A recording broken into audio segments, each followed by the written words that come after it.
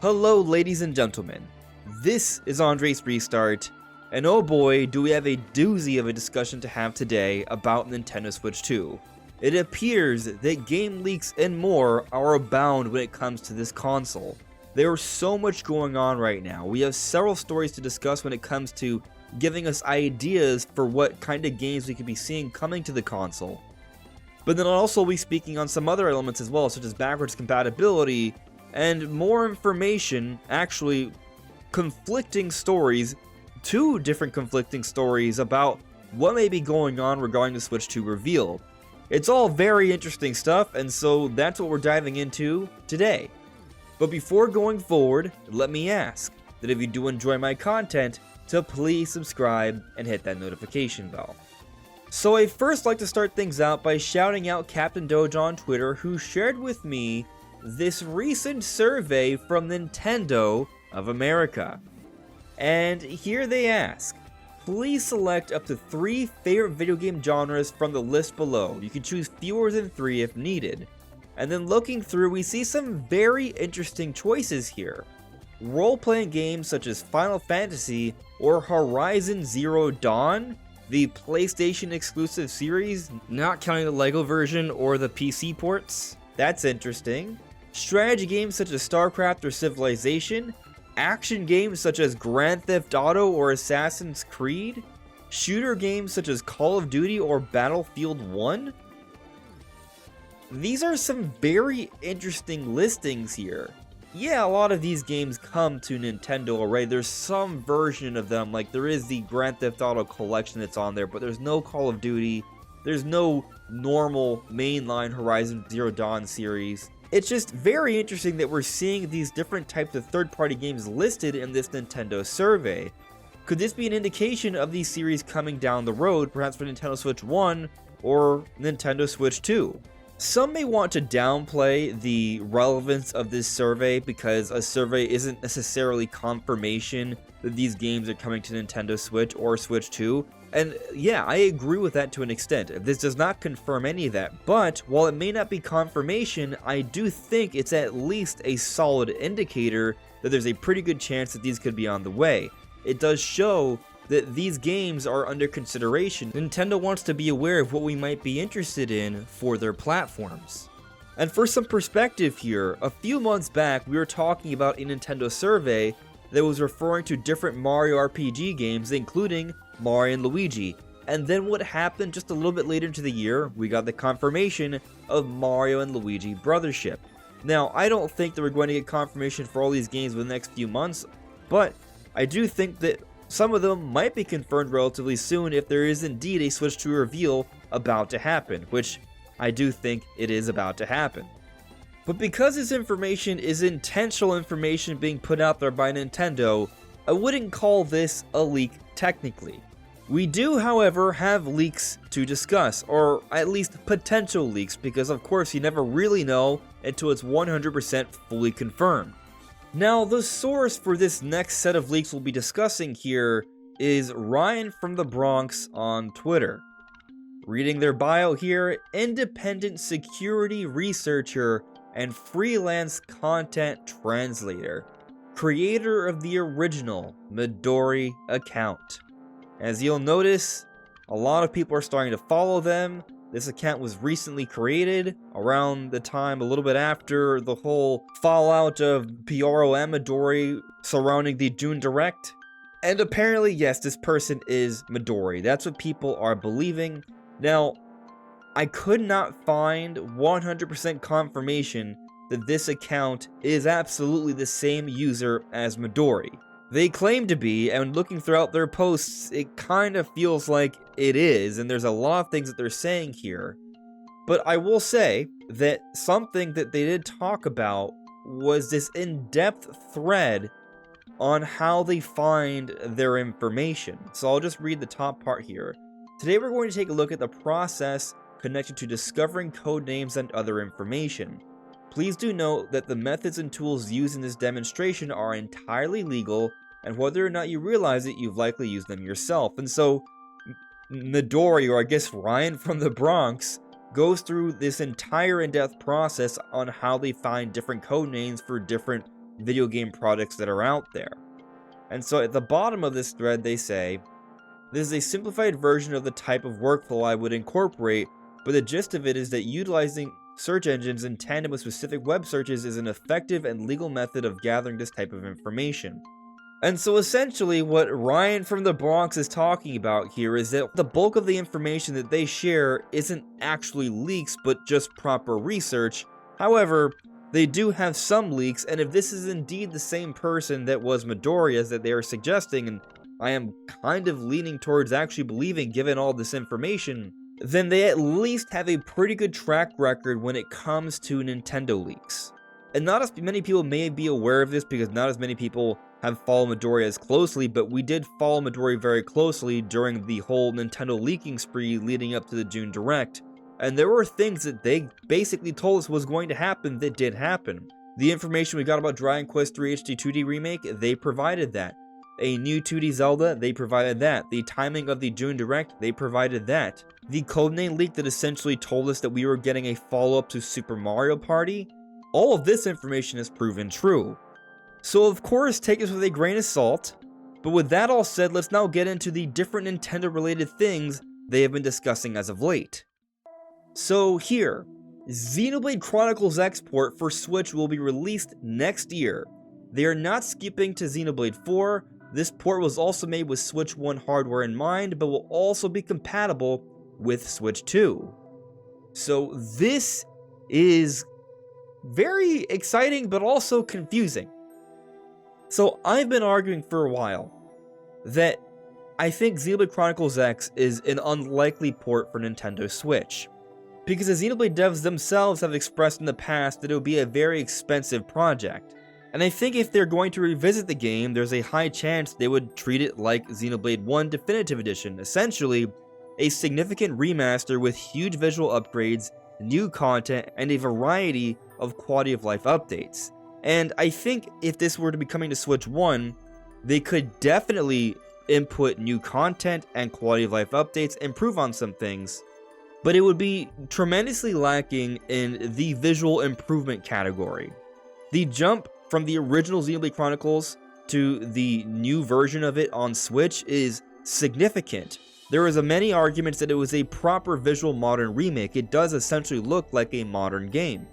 So with the Switch only being marginally more powerful than the Wii U, I'm pretty skeptical that they will be able to pull off a similar jump. Now, if this is also being made with Switch 2 in mind, then they could definitely pull off a significant jump for that console, and maybe just provide a somewhat decent jump for Switch 1. Something that's worth pointing out is that while the Switch may not be that much more powerful than the Wii U, Monolith Soft has been continually tinkering with and polishing up their engine that they've been working on with the various different Xenoblade games throughout the Switch era. Their tech and mastery over the hardware has gotten better and better, so they may be able to make some at least noticeable improvements to Xenoblade Chronicles X from a visual and performance perspective on Nintendo Switch. So while I am somewhat skeptical here because it does seem a little strange, I don't think it's that much of a stretch, because at some point I do think we will see Xenoblade Chronicles X. It does make sense for us to see something from Monolith Soft next year.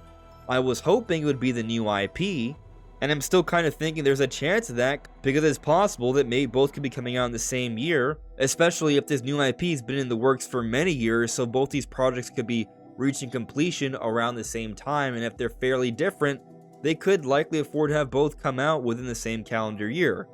But also, maybe it's possible that they're just going to wait a little bit longer before they put out this new IP, or this new IP just isn't happening. Regardless though, if we're getting Xenoblade Chronicles X next year for Switch 1 and Switch 2 owners, that is exciting, and it is perhaps some insight into how Nintendo may be handling the transition from Switch to Switch 2. In other words, there are going to be a variety of cross-gen games. Games that maybe were made with Switch 1 in mind, but will have significant enhancements on Switch 2 as well. I'm really hoping that they have some sort of epilogue quest like they did with Xenoblade 1 here, because Xenoblade Chronicles X definitely left us off on a bit of a cliffhanger, so fingers crossed that this is legit. But the leaks don't stop there, my friends. We have a lot more to discuss. So here they say, the product I've mentioned here that is not connected to Tales is the first of 2 products between Bandai Namco Studios and Nintendo, titled Project Wind internally. This is not the final title. Now, they were speaking on a Bandai Namco project. Now they clarified that it is with Nintendo, and there's 2 different Nintendo projects here. Nintendo and Bandai Namco work very closely together. Odds are one of these projects is for Smash Brothers. We know that Sakurai is stepping away from his YouTube channel. Sakurai, the creator of Smash Brothers, we are entering a next generation. It makes sense that Smash Brothers should be in development, and Bandai Namco has worked with Sakurai on the last few Smash Bros games, so it makes a lot of sense that that's one of them. This Project Wind title, however, could maybe be the other. And there was some speculation a little while back, because we saw some job hirings that Bandai Namco was doing some sort of project commissioned by Nintendo that might have to do with some sort of 3D action game that could be a remaster or remake. Now, later job listings weren't indicating a remaster or remake, so maybe it's no longer that and it's just a brand new game. It's hard to say with 100% certainty, or maybe there's even more projects that are in the works here. But what might Project Wind be? I'm going to throw out an idea. What if it's Kid Icarus? You see, Bandai Namco has worked closely with Sakurai in the past, and there was some speculation that maybe they were working on a Kid Icarus remaster. But what if this is not just a remaster? What if they transition to making a whole new game, a proper new Kid Icarus game? It's something they'll be launching early on into the Switch 2 lifecycle. That might be a great way to revive an IP and reach a totally new audience. An action-adventure game that's focused on flying around, that could be pretty cool. Now, I know what some of you may be thinking, well, what about Star Fox? I think Star Fox should definitely happen. I think Star Fox is definitely in the works. But when I see the name Project Wind, Kid Icarus is what does come to mind. But obviously, we don't know what this actually is, if it's even real. But I do think it's likely something. Now, we got some interesting information for Persona fans, because Ryan from the Bronx, or Midori, who has a history of leaking things related to Atlus, said some things here. In a recent interview with GameSpot, Kazuhisa Wada refused to confirm or deny that a remake of P1 and P2 are in development. I can independently confirm that both P1 and P2 remakes are in development at Atlus, with the latter being proposed as a remastered version. These titles will be released on modern platforms including Switch 2, and the P2 remaster will include Innocent Sin and Eternal Punishment all in one. So that's interesting stuff. It looks like this may be coming to Nintendo Switch 2. They've been doing a lot of Persona stuff over the last few years. Seems fairly believable to me. So there you go. But we're still not done. We have even more to discuss. So there's been some buzz as of late regarding backwards compatibility for the Nintendo Switch 2, because on this Reddit post here, the verified account for Nate the Hate says it has backwards compatibility support. This just happened a couple days ago. Given that it's a verified account, this seems to be legitimate information from Nate the Hate, a trusted industry insider. And this information shouldn't really come as much of a surprise. Backwards compatibility has been discussed many times by many people, including Nate the Hate. But this time, I guess it's slightly different because it's being said with some confidence here. But when you look at the history of Nintendo and how they follow up successful hardware, backwards compatibility is very common. And if Nintendo is to have a solid transition from Switch 1 to Switch 2, I think backwards compatibility is essentially going to be a must. If they're going to continue to put out games like Echoes of Wisdom and Mario & Luigi Brothership, and they also want to market Switch 2 really soon, then backwards compatibility, I would say, is very key. And with this in mind, I'd like to point out another leak from Ryan the Bronx. To expand on the Switch 2 backwards compatibility rumors, next Nintendo Switch hardware will also contain download and transfer services between the two consoles to make it easier to play Switch 2 versions of Switch games, such as the aforementioned Xenoblade Chronicles X port next year. This service is internally titled Banco. Banco as in like bank in Spanish? Maybe. Now, what this sounds like to me is that you will be able to just transfer over your games to your Switch 2, perhaps locally or through your account system. And that sounds great, because I've downloaded a variety of games on Nintendo Switch. I will admit that I haven't done the best job of buying all my games physically, because the convenience of getting them digitally, well, It's just really great, and I like having my games immediately as soon as they're available to download, as opposed to waiting on an unreliable Amazon shipment or going out to the store. So, a lot of people have a lot of digital games, like myself. Being able to transfer over the digital downloads, I think, is going to be really important, especially if Nintendo wants to inspire confidence in us continuing to buy digital games on the Switch 2. Because if we made this investment in digital downloads on Switch 1, and then they show us that they're not that valuable because there's only backwards compatibility physically, then that would be a huge problem for them. So this is nice to hear. Yet, what may be even nicer to hear is that it looks like there are going to be a variety of Switch 2 versions for different games. In other words, enhanced backwards compatibility. How it might work, there may need to be a paid version, there may be a separate version, we're not quite sure, but simply hearing about more cross-gen games is exciting. Things like Metroid Prime 4 Beyond, Pokemon Legends ZA, and now maybe the Xenoblade X port. These are the kind of games we're going to want to see enhanced versions for on Switch 2. But there's something else that's being discussed today. So, there is this user, Bill Belcoon, who's considered to be an industry insider, very popular with PlayStation leaks, who said yesterday, in response to the Christopher Dring rumors about Switch 2 reveal happening this month of September from Industry Whispers, Nintendo Switch 2 or whatever, it will be called revealed this month? Really? With that sort of rolling eye emoji? And then Ryan from the Bronx said, really?